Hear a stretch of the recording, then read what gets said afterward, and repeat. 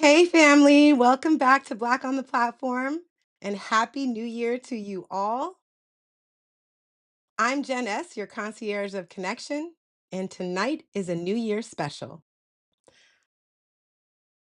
If you are new, please say hello in the chat. Hey, I see you. Hey, Natasha. Hey, Tashi. Thank you for being here on this special recap.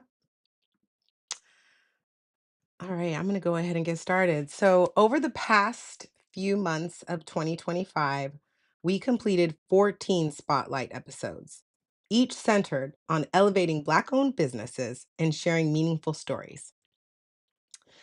Tonight, we're focusing on a recap highlighting the growth and wins of 8 Power Networking team members here at Black on the Platform.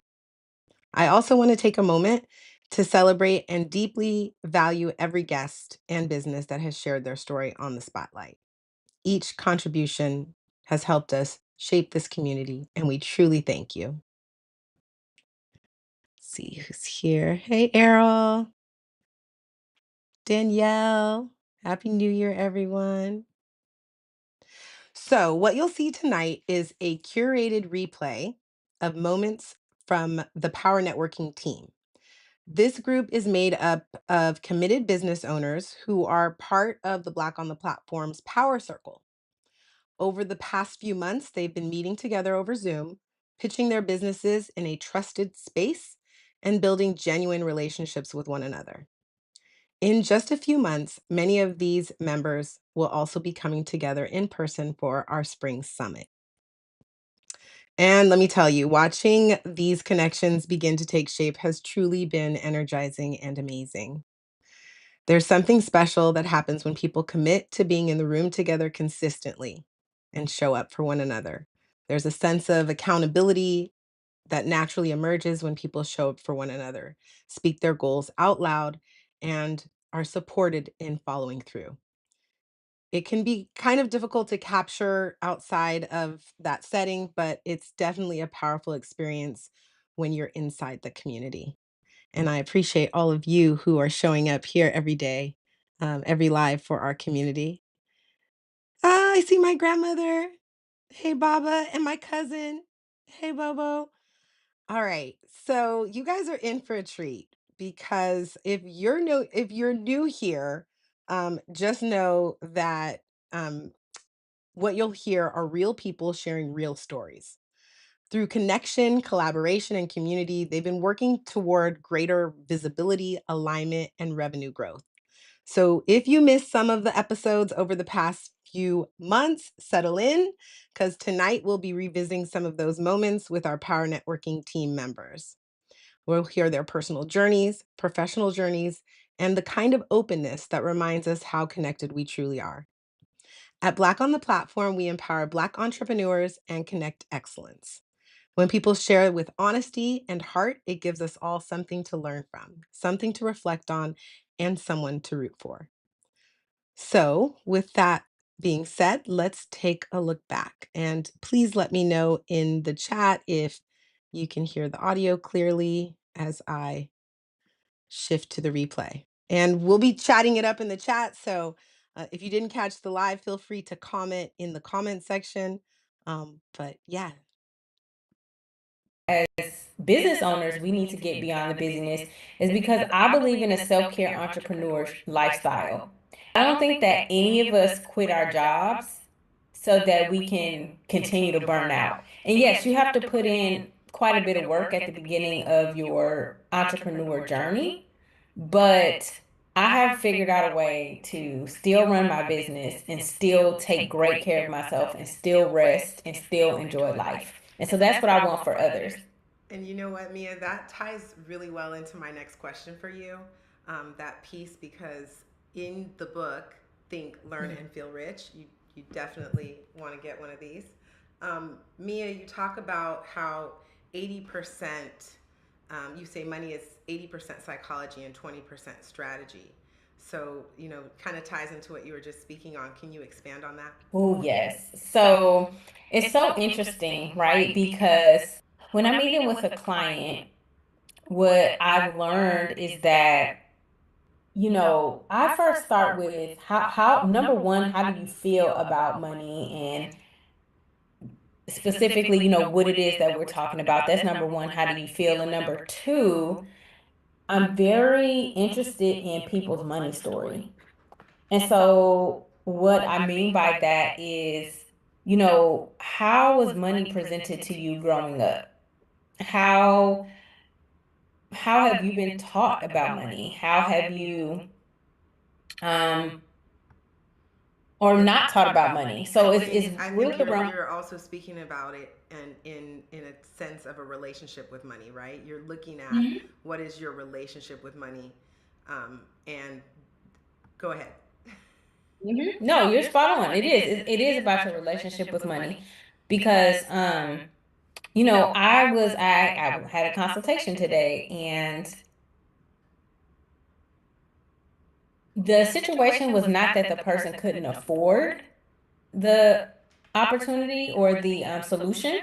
They liked the solution, but they had so much story going on in their mind about why they couldn't choose themselves. Because really, outside of like the actual transaction itself, they really could not make a decision to show up for themselves and make a decision that would help them to meet their goal. Because they admitted, they were like, yes, this is going to help me get to where I want to go. I can see the plan. It makes perfect sense. But they could not, they just couldn't make that decision because something else was tying them up because of the story that they had in their head that they had to be responsible for another adult instead of taking care of themselves. The main things that I love about the book, first of all, I wrote it as a conversation that I'm having to a friend. Because again, I think finance is fun. I don't think it should be this boring thing. I thoroughly enjoy spending time with my finances. That's why I said we're intimate, right? Because money is a vehicle and a tool so that we can live inside of our dreams. Like, why do we always have to say someday, someday, someday? Why not today? Right. Right? So, one thing that I love at the beginning of my book is a financial inventory worksheet. Mm-hmm.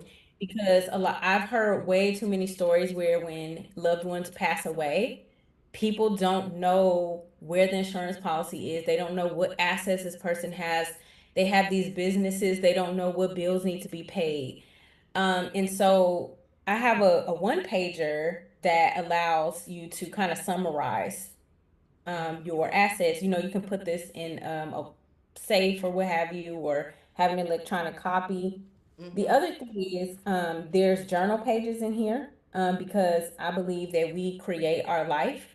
So you can actually journal your new money story if you want to create a new one, or what is the vision that you have for your future self. And then the last thing that I have in here, I created a fillable PDF workbook that goes with the book so that you can document, um, you know, your emergency funds, your sinking funds, your investments, your benefits at work. And it also walks you through evaluating some of the benefits that you're paying for, because sometimes you don't even realize what you have and what it means, and if it's actually doing what you're paying for it to do. So these are some things that help you to evaluate, what you already have and if it's actually working for you, and things like that. So those are some of the sparkles that I'll share about the Was book. there anyone who provided you with that kind of inspiration or taught you how to be focused in this way? There wasn't one specific person. It was a collection of people over several years. Dr. Boyce Watkins, of course, was one of them. He served as one of my. He still serves as one of my mentors. Back in the day, I had a mentor, had a informal real estate mentor, so I have to credit her. She was one. My dad was one, and then while I was in business school back in the day, the director of the program at the time, I would consider her one of my mentors. She's a very smart lady, and I picked up a lot of game from her over the years. So several people over the course of time have contributed to me either formally or informally. I love it. There is a book called No One is Self-Made, by Dr. Hallman. And I really believe that. I feel like none of us do it alone. And we always have somebody who believes in us. Like, I'm fortunate to have so many of my sisters from FFS here and Win family. I see Sheila, Thank you for I gotta having me put. again. Oh, of course. Sheila, I have to put yours on the screen. And she says, I love when Errol reminds me to take the emotions out of it when trading. And we didn't really speak about that, but can you talk about your non emotional approach? Yeah, my mindset when it comes to the options is to remove all emotion, right? The determining factor are the numbers, okay? So same idea in real estate. The determining factor is the numbers, not the feelings, not the emotions, not the opinions, not what my neighbor said, not what my cousin said. The determining factor are the numbers, okay? So save your emotions for your loved ones, for your kids, for your family. Save the emotions for that stuff. When it comes to high level investing, there are no emotions. There are no emotions. Excellent. And it's easier said than done for my viewers who are new to trading. There were times when we first started, Leilani and I and Terry, and we would look at the numbers like, oh, wait, it's going down. Oh, wait, it's going up. Okay, wait, we want to get in right then, to the point where we just had to say, it's just numbers. Let it Yeah. go, make the play. You often say, especially during Winning Wednesdays, it's you have to have the same routine regardless of whether the market's up, whether the market's down. Can you speak on that a little bit? Yeah. Before we make, this goes for business just in general, not just options. Before we jump into a business venture, we have to know what we're getting into, right? We have to know as many potential outcomes as possible. Okay. So when it comes to options, there's only two or three potential outcomes. So we have to know beforehand, before we pull the trigger, we have to know these potential outcomes or try to know as many potential outcomes as possible and be cool with any one of those. Okay. So when I pull the trigger, could happen or that could happen or that could happen. I'm cool with any potential outcome. So when you know that, when you have the foresight to see ahead of time, you don't get caught up in the day-to-day volatility or the hour-by-hour volatility. You don't really care. Whatever happens by Friday close of business, that's what happens. I'm cool either way. Whatever outcomes happens by Friday close of business, I'm cool. I know that before I pull the trigger. And I just need my audience to know, our audience today, that he's not talking the talk. He really means it. We just had a conversation last Sunday about Oklo, and Errol and I were both invested in Oklo. He got assigned before it shot up, and I'm like, "How do you feel about that?" I was like you, Lawanda. I was feeling like I was missing out, on the come up, and I want Errol to share. What was your response, Errol? How did you feel about Oklo? Yeah, that's a good point. I keep the overall objective in mind. Okay, I don't get caught up in the emotions too much. I keep the overall objective in mind. My overall objective is for these premiums to cover my cost of living. As long as these premiums cover my cost of living, I'm cool. I don't care whatever else goes on. Once these premiums pay my housing, my mortgage, my mortgages, my HOA, my utilities, my car note, my interest, that's the goal. The premiums for these, the objective is for these premiums to cover my cost of living. I don't care about anything else.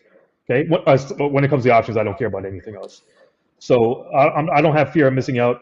As long as my bills are paid, that's the objective. I'm cool. That's it. I love it. I love it. I'm trying to be like that. I'm trying to not be, fear of missing out, or, looking for the the next big Oklo, right?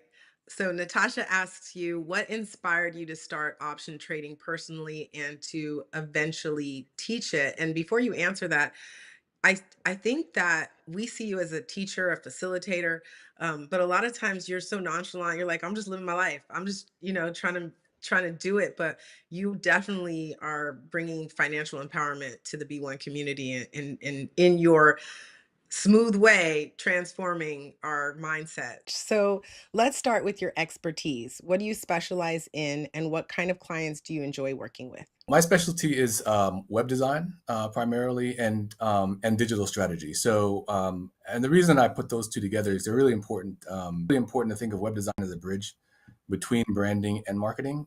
It doesn't stand on its own, so it's very difficult to just do web design, but then not also be concerned about the brand and really be concerned about how that matches with your digital strategy. So, I work on all of that. So I think it's really important for people, for the professional and as for individuals who are interested in web design to think about how all three disciplines actually work together. That's beautiful.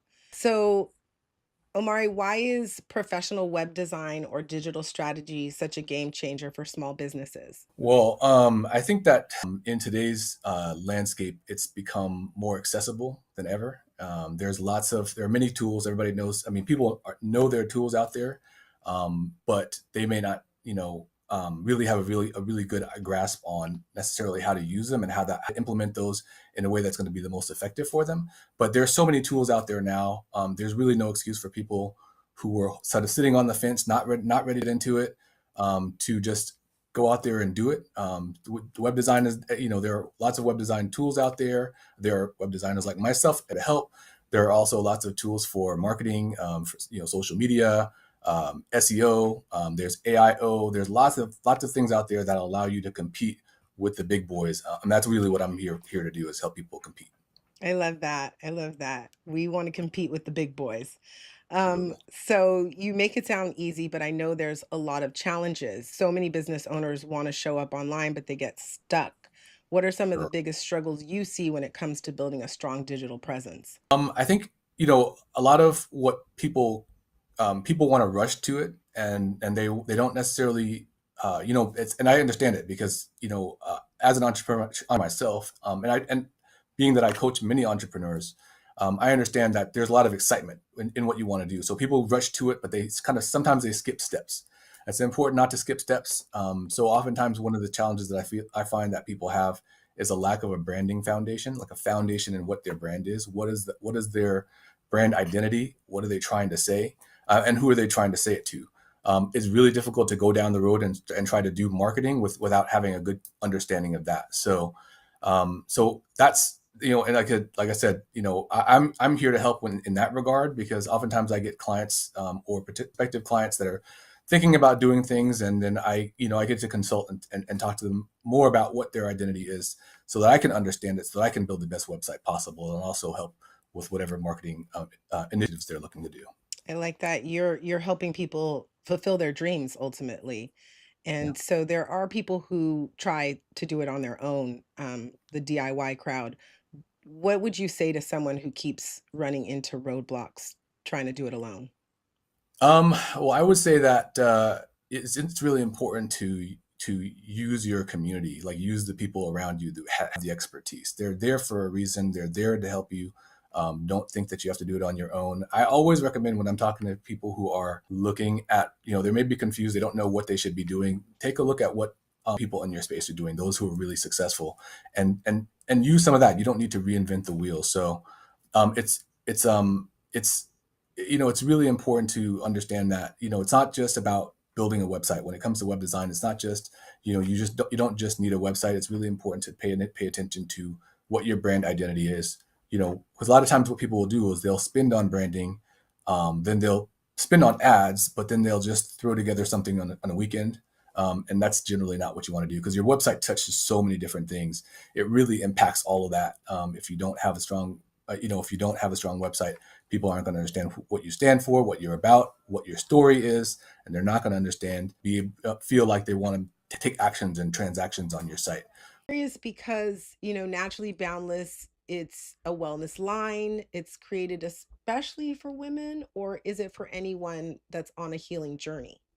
It's really for anyone that has a body, has a soul, has a heart. It really is. It's for anyone and everyone truly, because what herbs and what remedies and what rituals wouldn't aren't honestly beneficial and supportive to all of us. But in that same breath, I also am a doula, and I work with women who are pregnant and are on this journey and in this space, of needing support. And so I'm definitely honed. So Naturally Boundless is definitely for everyone, but in my doula role, I'm able to connect with women and I'm able to support them. I'm getting text message and calls about, do you have anything that can kind of help stabilize my mood, my emotions because of all the hormonal shifts after pregnancy? Or do you have something that can help with breastfeeding? Do you have something that can help with pain? Like, all of these things are coming up. And this isn't new knowledge. It's not like this is brand new information. This is ancestral knowledge. This is Right. something that almost feels like it's in your bones. Like, let me go Yes. ask my grandma what she used to do. And that's funny because I use castor oil packs a lot. I And I was don't know just if you thinking know what a about that. castor. Have you? Yes. Yes, I use Yes. castor oil packs all the time. If you're having like really tough menstrual cycles, you can do a castor oil Yes. pack. It's also good for babies who are congested. If my babies are congested, coughing, I will put a castor oil pack on them, rub them down, put a baggie over them, and let them sleep for the See, I night. didn't know about And the castor oil in the baggie. My sister Natasha, she's the one who told me when my daughter Jasmine wasn't feeling well to put the castor oil on her bottom of her feet and then wrap it in the plastic. So mhm. I'm loving this. This is great. So you are, it feels very deeply personal what you've expressed here today. And the boundless love and boundless the boundless mind tea, can you tell us, like, how does that tie into the greater purpose of your care philosophy? Yeah, so actually, both of those are two parts of a three-part, which is called the Trinity.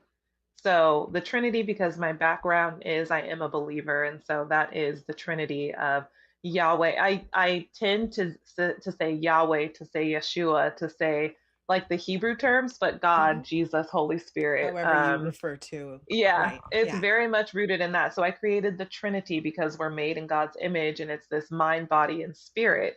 And so the Boundless Mind Tea is all about getting really grounded in your physical so that your mind can be really clear. And I think a lot of Mm. people don't know those go hand in hand. You can't have clarity if your body is all over the place. You kind of need to take those breaths to find that calm so that you can be deeply rooted in your body, deeply grounded in your body to have that clear mind and that clarity. So that's really what it comes from. Each tea is connected to a ritual, a little self-love, nourishing ritual that helps you slow down and helps you to like find that peace and find that calm.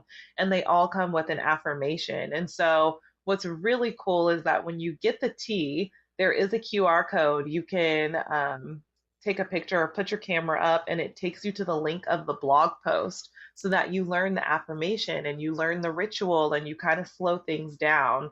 With the Boundless Love Tea, it's all about that heart center. Really, how I feel like deeply about that tea is that what I feel like God spoke to me saying is that our hearts are a reflection of the universe. They should be continuously expanding and growing. There shouldn't be a time where our hearts are closed off, but it should be continuously expanding, continuously open. It's like after I had my first child, I was like, can I even love a second child as much? Because I'm so in love with I my went through first. that. Yes. Yes. I was like, And how my is it mom possible? said, yeah, how is this possible? Like, I don't know. Like, he feels like that's my guy. These conventions, and we bring back to our community the knowledge and kind of impart those gems to the group. So anything you come across that you want to share, please, this is the place for it. Oh yeah, I got plenty. One of at least one of the standout points outside of the family legacy planning, and I'm so happy that like man, Boyce is such a giver. Every day, he's on the microphone giving. It's just oozing out of him. It just Yes. radiates. So I love hearing Boyce every morning, whether I'm checking in or I'm hearing it, from Pops. Yes. Um, but one profound statement that made by Dr. Miles Monroe's successor was, "There is no success. There is no success without a successor." And that ties in with the longevity thinking. Here we're building out platforms, we're building out companies, having high impact and high reach, but we have to continue that mission when we're done, when we're retired, if we're in a grade, whatever it is. Who is gonna continue championing the causes that we believe in, and that our customers, our stakeholders, everybody that's involved believe in, because this is mission work that needs to continue for generations. And that's one of my whys for Black on the Platform. I want my children to have a space and a place that doesn't require them to check into a corporate job, but that they can build and know that it's going to be passed on to their children. Tell us, Howard, what are some money lessons you wished you learned earlier? And Money I'm going to lessons I drop that in the yeah. chat as well for anyone who wants to share. What are some money lessons you wish you had learned? I mean, very very simple. I think that, well, we all have our different upbringings, but at least what I find to be common sense or commonplace knowledge may or may not have been too common. So I don't want to Yeah. make judgments or assumptions on everyone, but something I think is just the most basic principle is a little bit goes a long way. Mm. If you're barely, if you're making, if you're barely making ends meet, maybe there's a way we could squeeze out a couple dollars, right? And that applies to everybody. But beyond that, once you do take it to the next level and you are thinking about planning, it's more than, it's about allocating your resources to create the future, the vision that you want, and bring it to life, whatever that looks like. And that ties into so many different things, right? Maybe that's starting a business, maybe that's buying your first house, maybe that's buying your 10th house, maybe that's, moving somewhere else, maybe that's retiring early. It ties into so many things. Maybe that's lowering taxation. It's just the significance of planning. And I'll give at least a like a little quick tip, which should be practical or useful for everybody, is look at last year's tax return and how much you ended up paying, and according to that, determine, hey, all right, based on the current standard deduction or whatever, all right, this is what it might look like if I do XYZ. This is how much should I withhold, something like that, right? And we help our clients do that. But the importance of making that determination is you can get the most active use of your income on a monthly basis if you just do the planning a little bit further ahead of time, instead of letting life happen to you, instead of just trying to maximize your tax return. The importance of tax planning is, let's have a strategy to maximize what the cash flow that you do have, and then you make that determination, I'm gonna put it in this bucket, and so on and so forth, and you can make some projections, and we can kind of get in all that stuff. But I just wanted to, at least dive into that part. Get started, number one. After you get started, number two, let's plan, and let's get the most impact with all of our dollars. I love it. So, I don't know if you saw, my very first guest was Mia, and she's in the chat.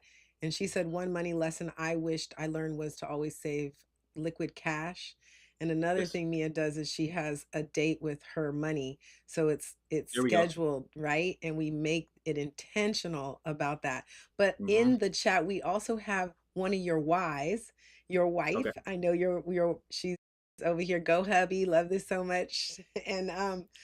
And you're welcome, Jasmine. And Jasmine being a guest on the show already, we know how well the the kids do in motivating us to grind A and lot to. to do with it. At one point in time, I thought it was something wrong with me going into so many different areas of nursing, switching jobs. But my best friend brought it to my attention. She said that was something that God had me to do so I can understand each role. I can go from being an instructor to dealing with children. I've had a various spectrum of patients.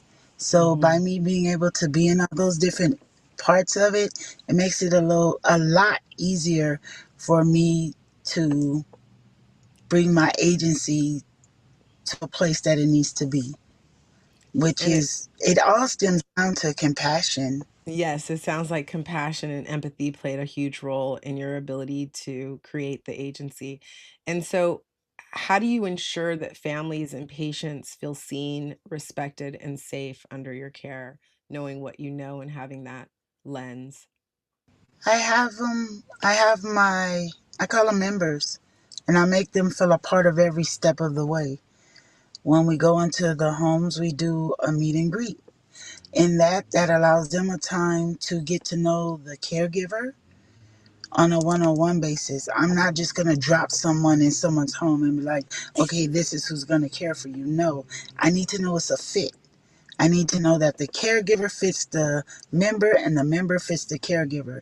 That's how we work it out. That's how everybody gets what they need. Because you wrote a book for LVNs. Tell us about clinical confidence and what inspired it.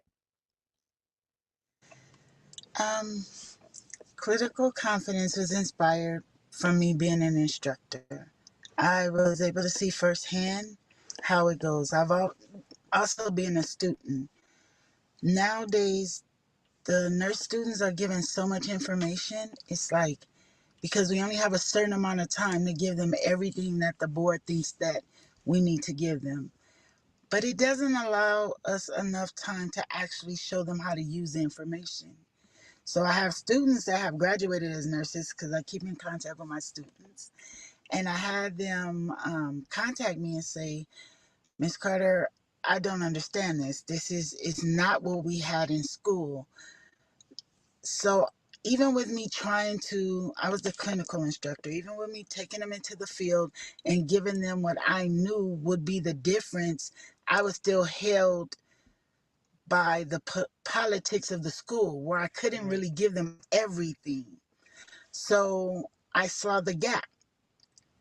So I was sitting at home healing from my surgery, and it just kept going over and over in my mind. And I said, okay, how can I fill this gap? Because I had multiple students call me, and it just clicked.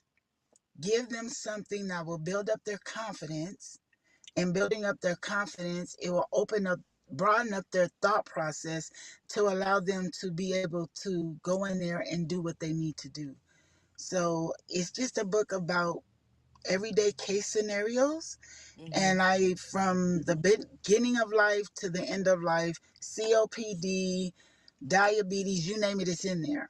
And the case scenarios allows them to look at this scenario, pull out the information that's important, digest it, and realize what they need to do with it. What are their roles in it? How do they play a part? What steps do they need to take to assure this patient is okay? And I had a student, I gave it to her first. She just had received her green light, is what they call it, to take her nurse license test. And she was really nervous. So when she took it, she read the book, she did the workbook, and she called me and said that it helped her tremendously. She was confident. She see what she was overlooking and overthinking, and she passed on the first try. So I have had success stories come back saying that it did help. I love that. And I have seen some of those success stories firsthand, so I can testify to that. If our viewing audience would drop in the chat, tag a nurse, a caregiver, or a healthcare hero you appreciate today. Cafe Gabby was inspired by Cooking with Gabby. And so I always tell people, by supporting us at Cafe Gabby, you are supporting an amazing nonprofit that constantly gives to the community and teaches, all about healthy eating and being active. But we also have our other programs with Cooking with Gabby that serves the homelessness. So please know that by helping us, you're helping others. I love it. And I just dropped your listing in the chat. People are asking, where is it at? Yes. So if you go to Black on the Yeah. Platforms, Cafe Gabby's listing, it has a map feature that will take you right to the location. And I wanted to make sure people knew how to access you. And you already answered one of my questions that I was going to close with, is like, what are next steps? But we heard it here. They're going to have an evening menu, which is awesome. Yes. I Yes. love it. So your food truly has a comforting vibe. What do you hope people feel when they dine at Cozy Cafe Gabby? Happiness. Our employees are the best. They're so sweet. You guys, people that come in, they are family. And so please come in. You feel like family. You're at a place that is ran by family. And you will, I hope that you enjoy the food. It fills your tummy. It makes you warm inside. And then that you also just enjoy the vibes that it brings, the music, the closeness, and then just talking to us. We're always there. Chef Steve or Miss Lisa might be sitting outside while I'm inside, and they're just hanging out, at So yeah, having their snacks. And so that brings me to my next question, because this is a family run business. What roles do your parents play, and what has it meant to build this together as a family? Yes. So, with I feel like it's an all family. My brothers, they come by. Uh, they are there. They bring friends, and they test the food, of course, before any new menus. They come and taste. Miss Lisa, the same thing. There are a few items on the menu that are inspired by her, or some recipes by her. So she always makes sure that her banana bread, the lemon loaf, which is also on the menu, fresh lemon loaf, fresh banana Mm. bread, and her chili are up to par, exactly how she makes them, or how she is raised us on. And then Chef Steve is in the kitchen with me, and we are just and usually he's supposed to take a break over the weekends, but he might still be working. So he's usually there in the kitchen with me, and we're just going over recipes. So everyone, we're still there. That is, it's meant so much for me to be able to be this close to our family and be able to run businesses together and run a community. I would say community-based kitchen that can, where we are all about love and our community is about love. So we just want to spread the love and I hope that love you it. guys enjoy. Yes. And you are definitely purpose Oh, driven. I mean, yeah, you see Andrea talking about adopt me. I like taste testing. yes. Right? You're like, move over, brothers. I got some new taste Yes. testers. So yeah, I see the dedication. I hear Chef Steve is early to rise, and now I hear he works late into the night. I mean, that's inspiring Yes. that he's so dedicated. And you Hmm. mentioned earlier about how the neighborhood showed up for you when you opened. And I Yes. feel like, Mhm. yes, you have this amazing cozy spot, but it's where it's placed in the neighborhood that really brings the Yes. community. Can you speak a little bit about that? Yes. We are in the perfect, like you said, neighborhood where we all support each other as far as our businesses. And so being able to kind of have a soft opening where they can come out and try our food and show up. And then businesses that I just learned about. And now we all kind of work together in making sure that we bring back Lamert Park, what it once was. And that is our goal, is to drive more traffic, to support more businesses. And so we need more restaurants in the community. We need more, people wanting to come and visit the community. So please, guys, by coming to visit Cafe Gabby, always check out the other restaurant, other locations. There's other coffee shops, there's other stores, and really support Black businesses, because that's what they are. They're Black businesses. And Talk all about colleges. We want to know about you. So you began at one of the world's largest public accounting firms, Price Waterhouse Coopers, and you earned your CPA.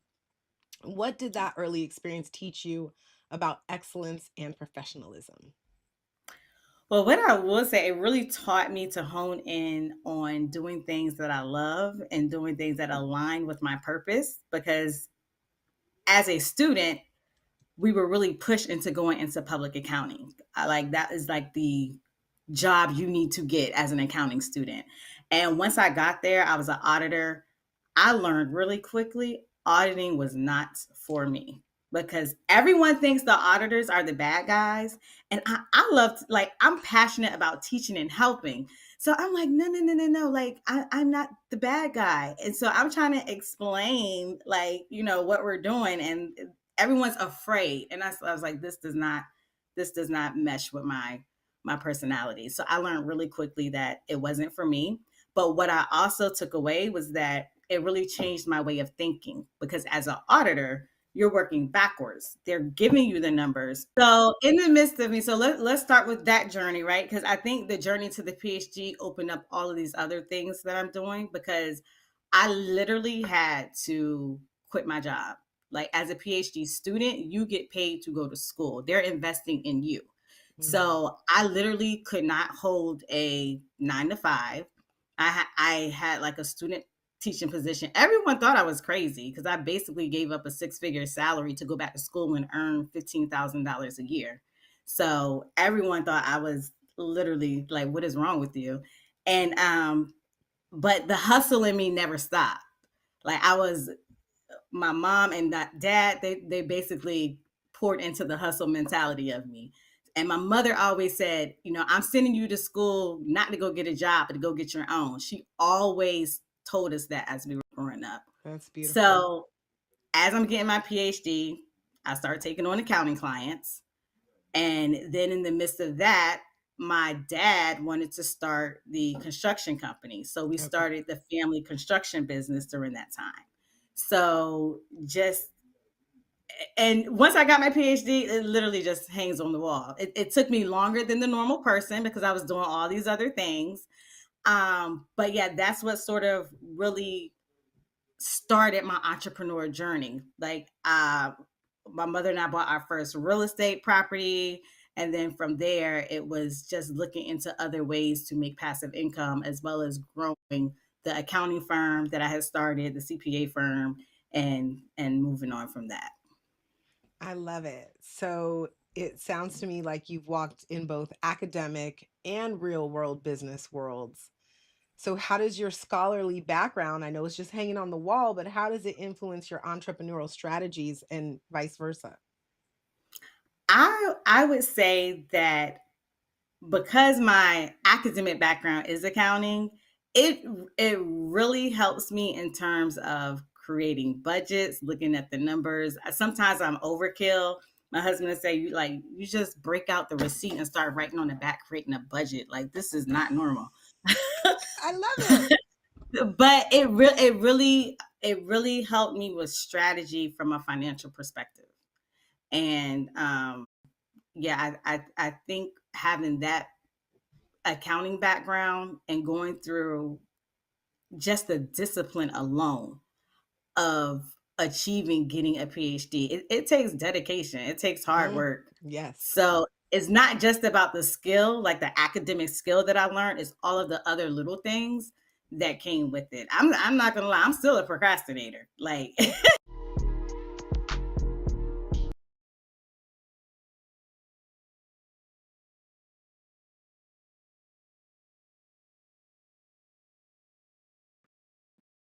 All right. What did you guys think? I see some favorable comments in the chat that I wanted to share at the end.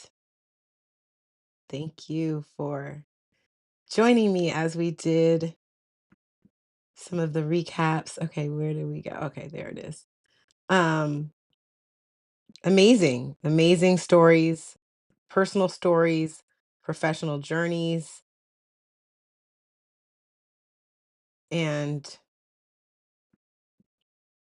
I did forget to do my applause. There we go. I wanted to do that.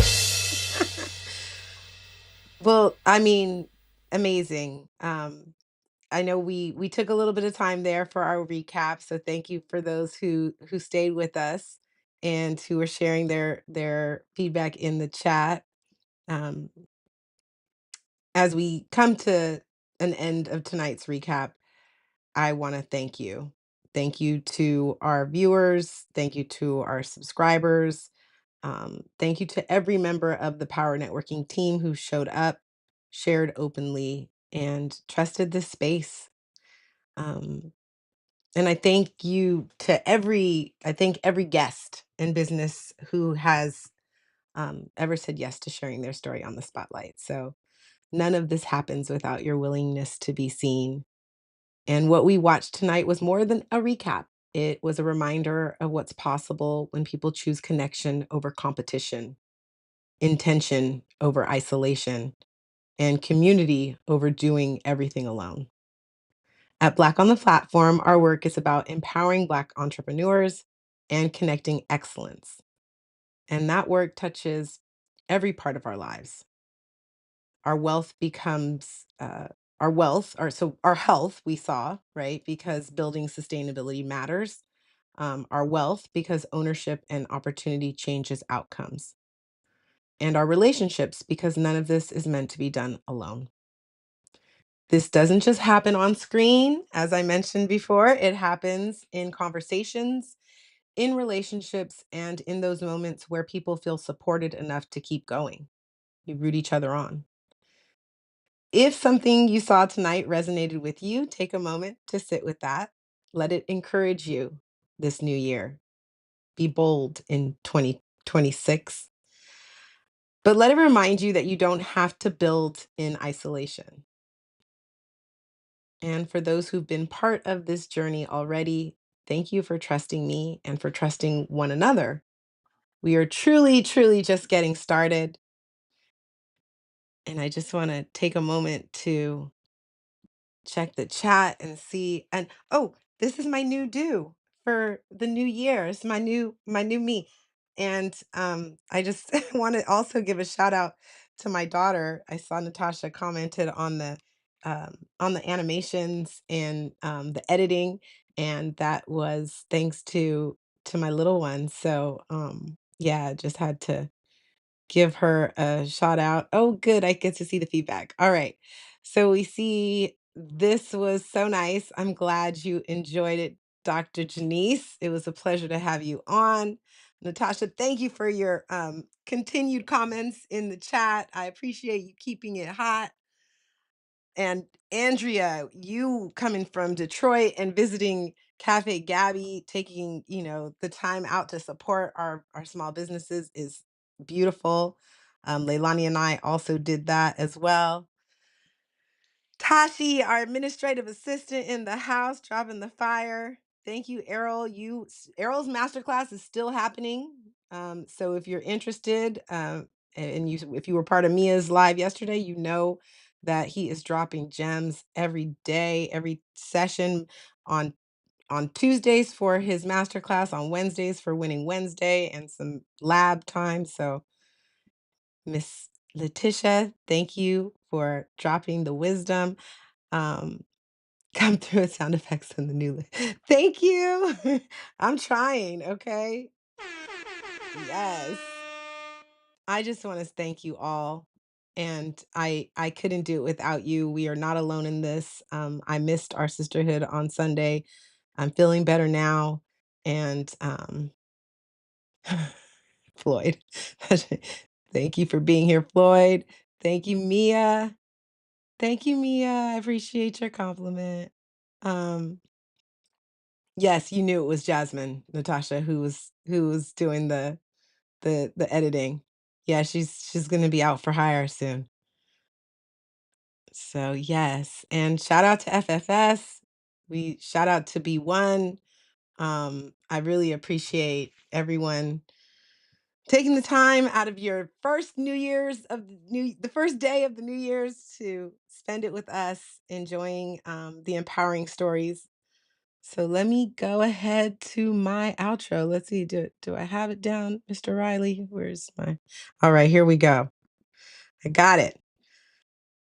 I'm Jen S., your concierge of connection, reminding you that, well, let me take it back a second.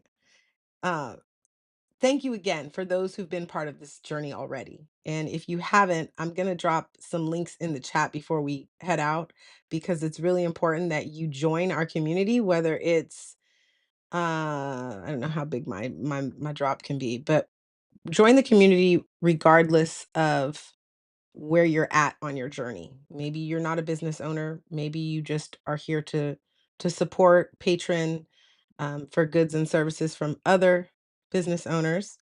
Let's see, did it let me put everything in there? I think so. Um, please join our school community.